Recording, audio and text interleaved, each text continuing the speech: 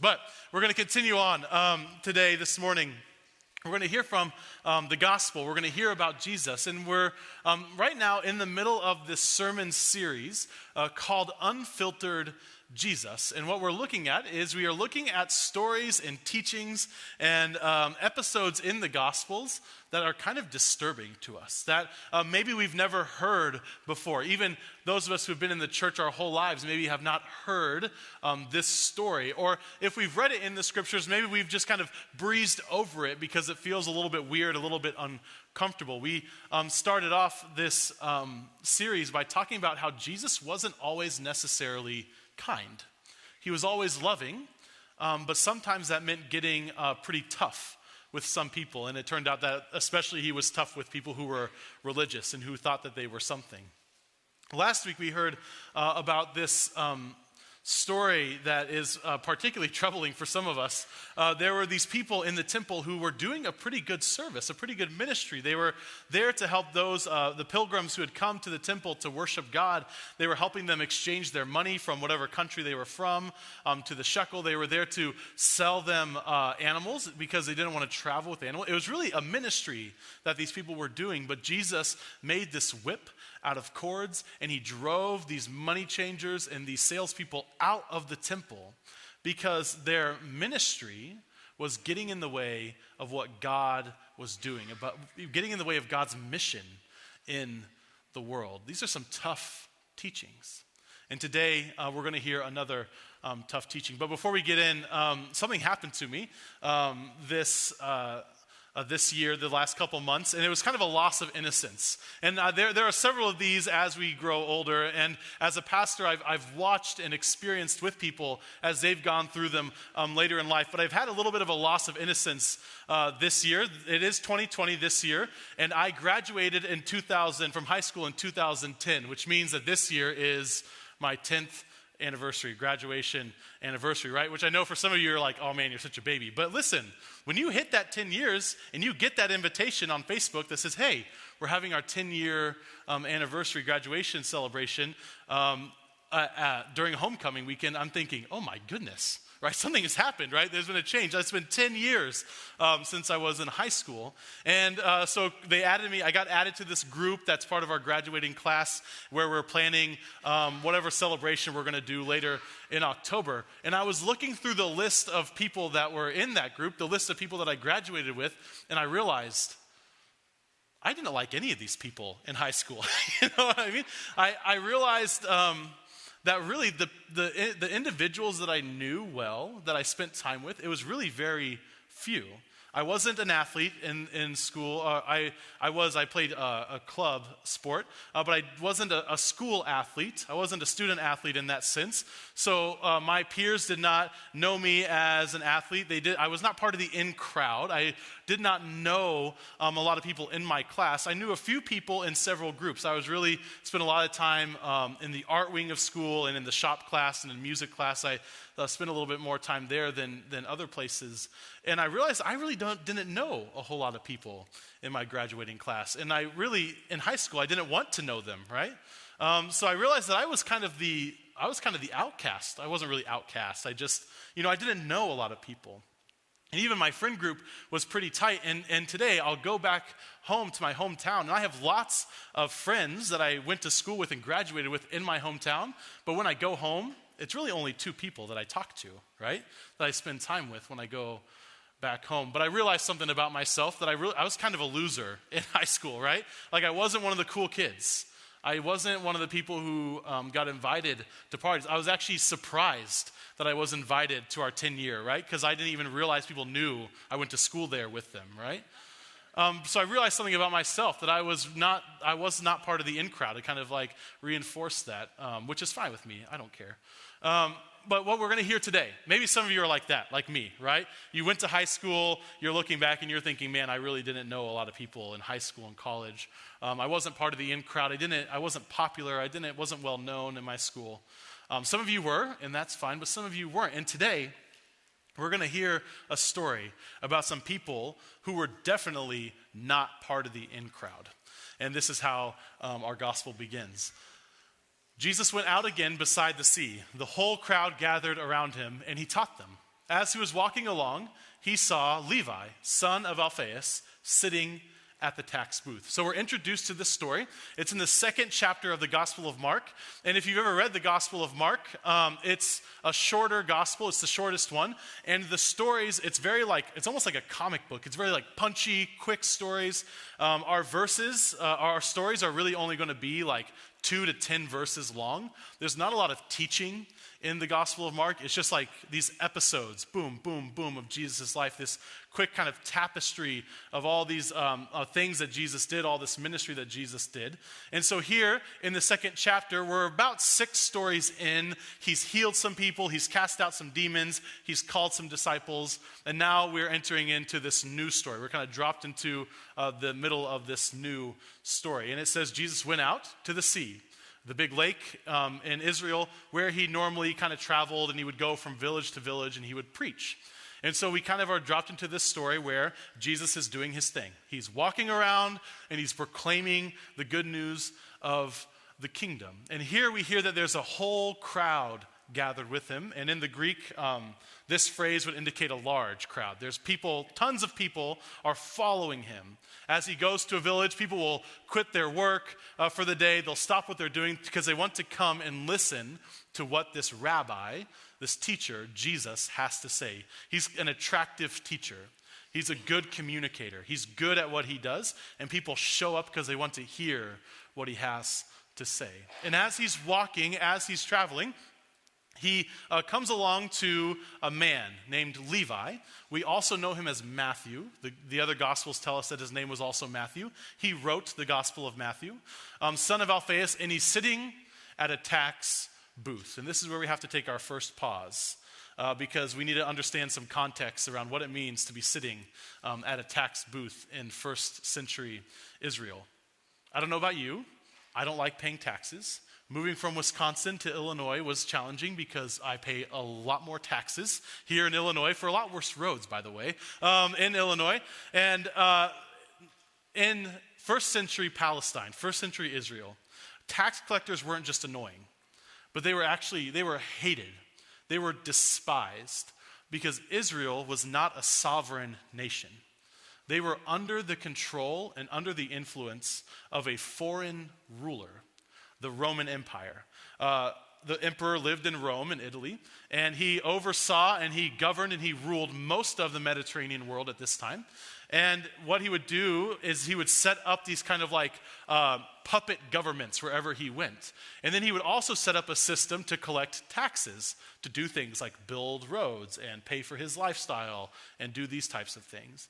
And so it was normal for there to be taxers, Roman tax collectors, who would collect taxes from whatever country they were a part of. In Israel, we have a peculiarity because many of these tax collectors, in fact, probably all of them, were Israelites. They were fellow countrymen who were hired to collect taxes for their fellow countrymen. Now, let's just do a quick thought experiment.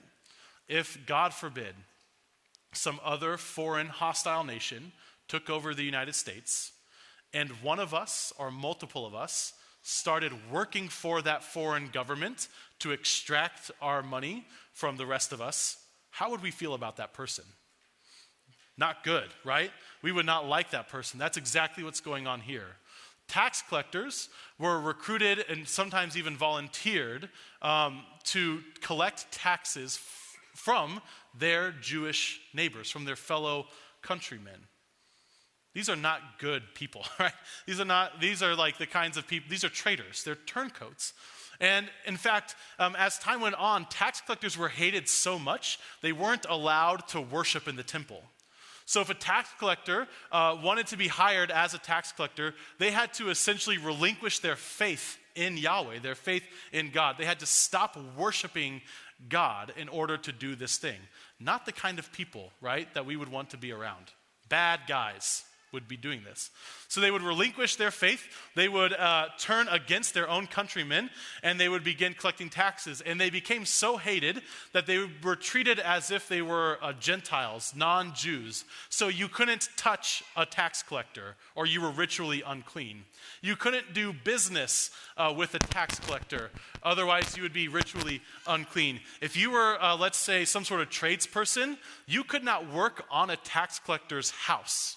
You could not build a tax collector's house. You could not fix a tax collector's house. Otherwise, you would be ritually unclean. You could not go into a tax collector's house, or you'd be ritually unclean. And you would have to go through the process of sacrificing animals in order to be able to worship in the temple again, right? Tax collectors were social, cultural, religious outcasts. People did not like these tax collectors, and for good reason. They were traitors. Most of them collected well over what they were supposed to, and they just pocketed the rest. So they were greedy, they were traitors, and they were not part of the social group. They were not okay socially, culturally, politically, right? These were bad guys. And here's Levi, sitting at his tax booth, collecting his taxes. A bald-faced bad guy doing his thing, and he doesn't give a rip. Dirty, rotten scoundrel collecting money from his fellow countrymen. And this is what happens. And he, that is Jesus, said to him, "Follow me." And he got up and followed him. And as he sat at dinner in Levi's house, many tax collectors and sinners were also sitting with Jesus and his disciples, for there were many who followed him. So, being a disciple of a rabbi was a big deal. That didn't happen to everybody. It wasn't even something that happened to most people. That was a special thing if a rabbi invited you to be one of their students. So Jesus goes up, walks past this dirty, rotten, traitorous, greedy scoundrel, and he gives an invitation. Be my disciple. Follow me.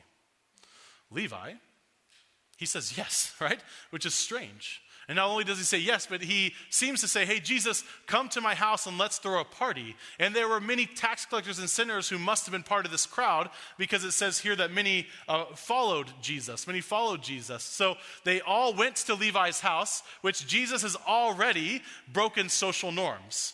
He entered into a tax collector's house, which you were not allowed to do. Otherwise, you'd be ritually unclean. So here's this rabbi, this very popular teacher, entering into the house of a dirty, rotten scoundrel. And he's eating with other dirty, rotten scoundrels. Not only other tax collectors, but sinners. And this is kind of a catch-all word for anybody who didn't participate in the worship life of Yahweh, of God.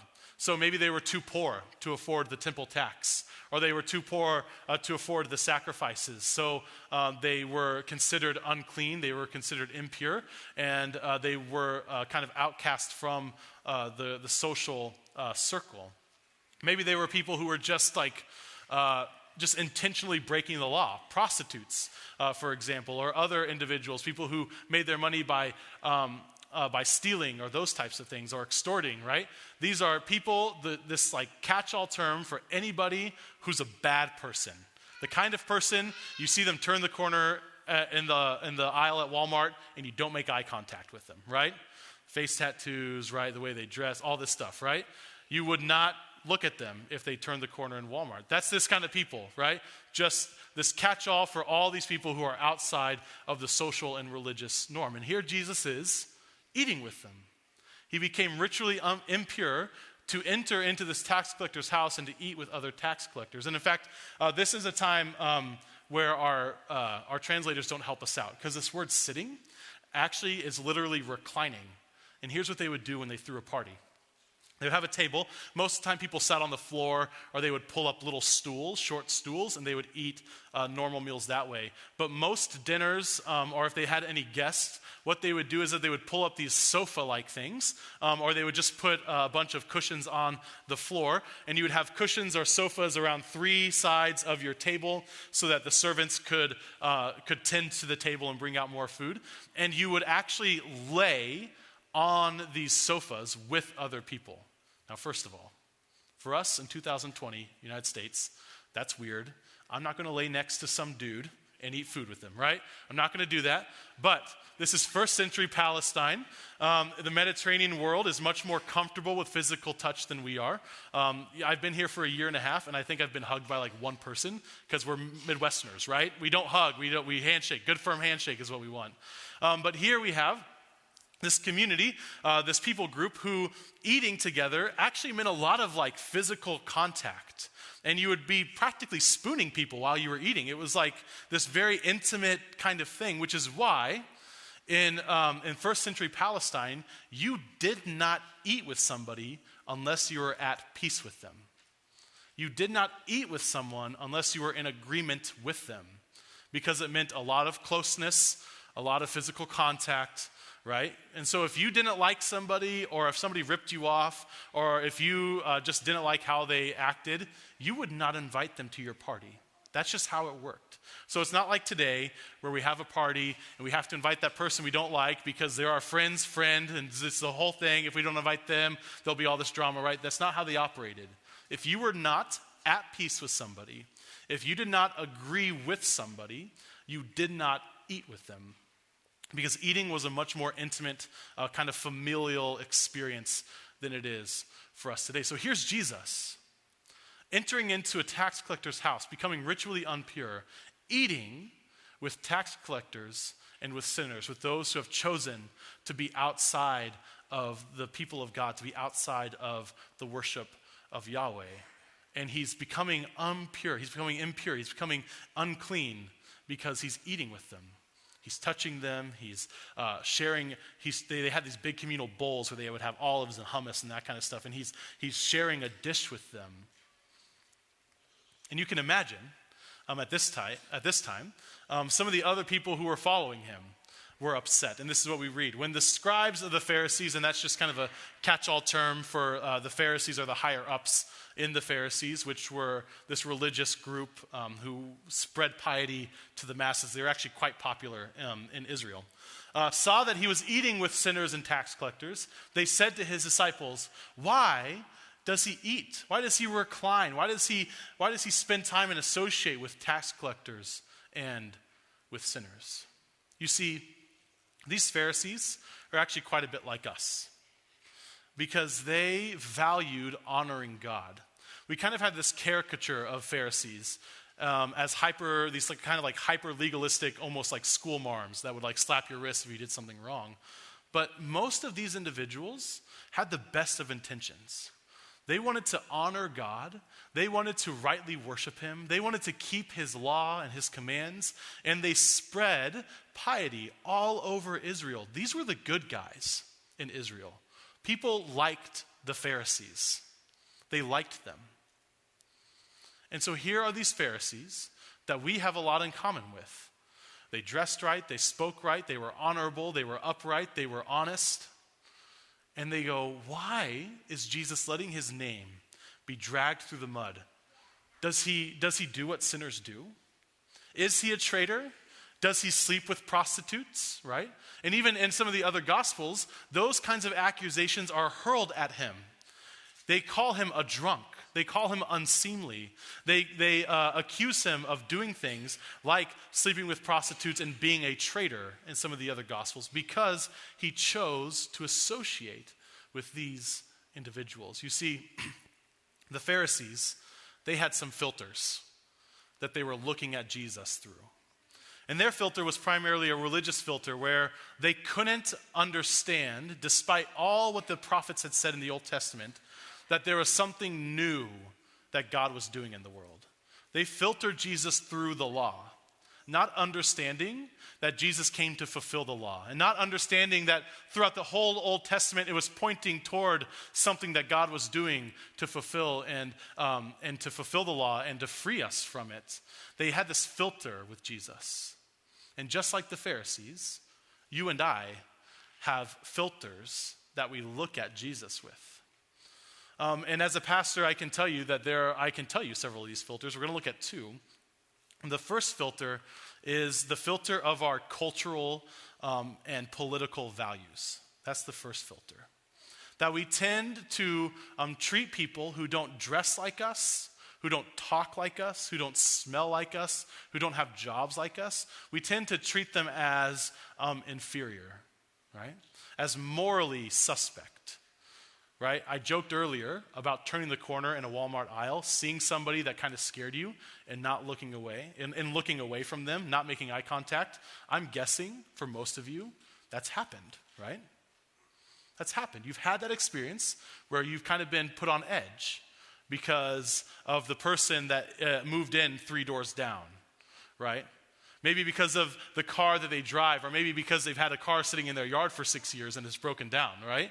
And they have whatever marijuana flag sitting in their window, and you see them as kind of morally suspect, and you don't want to interact with them because you're a little bit afraid. And I know some of you in here are the type of people that people don't make eye contact with you.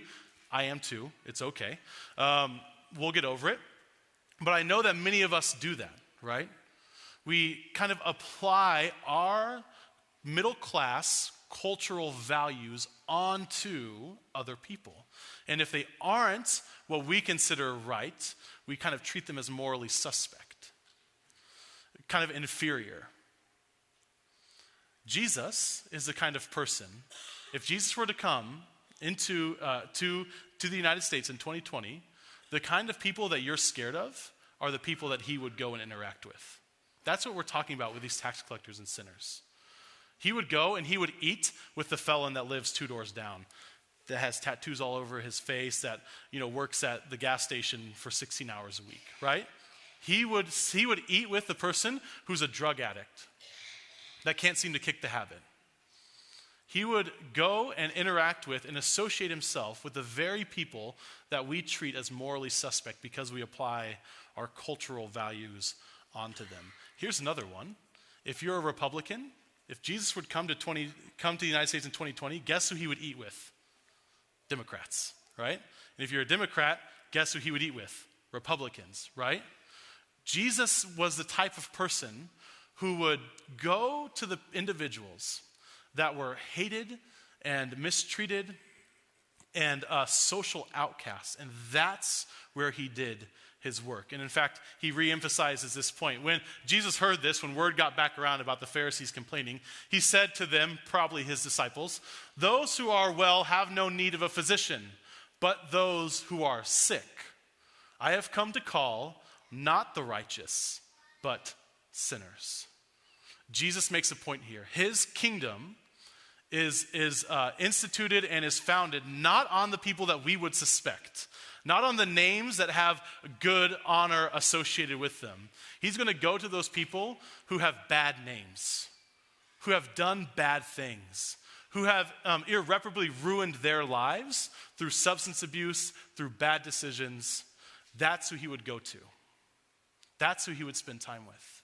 And in fact, later, after Jesus was resurrected and ascended, there was a church in a place called Corinth that found themselves in this situation. Paul, in the first letter to the Corinthians, the first 5 chapters, he outlines how the Corinthians are these kinds of people. He calls them the scum of the earth. That's where we get the phrase scum of the earth from. It's from Scripture. And it's because the Corinthians were the worst of the worst. But Paul tells the Corinthians something. He says, God chose what looks foolish to humans in order to prove that all humans are in fact foolish.